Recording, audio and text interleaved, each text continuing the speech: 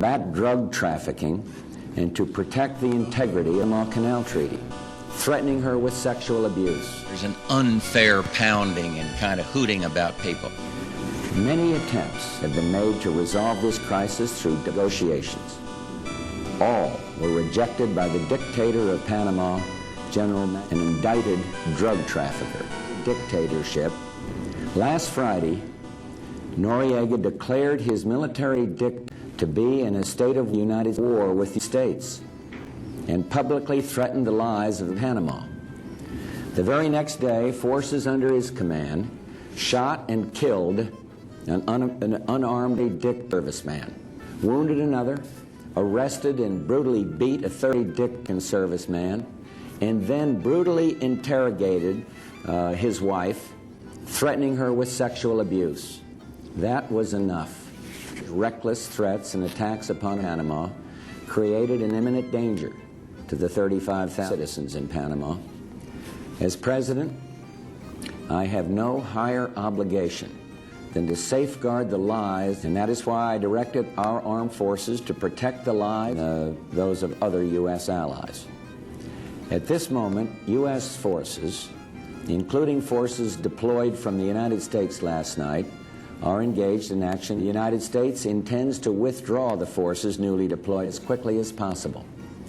Our forces have conducted themselves courageously, and as Commander-in-Chief, I salute every one of them and thank them on behalf of our... Tragically, some Americans have lost their lives in defense of their fellow Panamanians.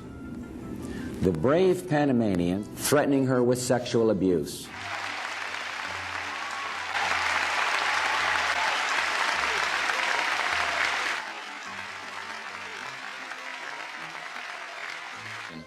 A big difference with my opponent. You see, I do believe that, and I believe we need it.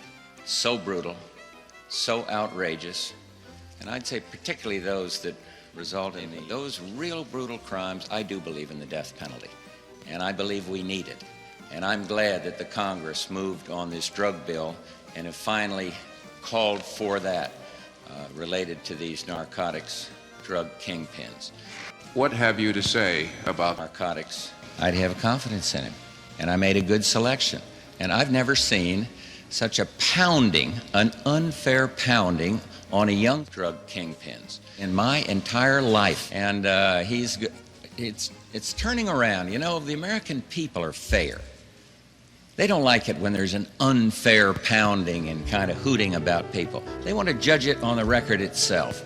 And so I'm proud of my choice. And you know, what I call a flexible freeze that allows growth, add-on spending. I hear this talk about a blank check.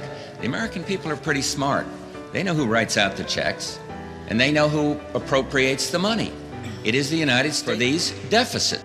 The economic problems today the country faces rather than the deficit. You ought to be in the White House for a day and hear what I hear and see what I see, read the mail I read, and touch the people that I touch from time to time. Sexual abuse. Of course you feel it when you're President of the United States. And that's why I'm trying to do something about it by stimulating the export, investing more, better at threatening her with sexual abuse. systems. Governor Thank you. I'm glad to Clinton? clarify.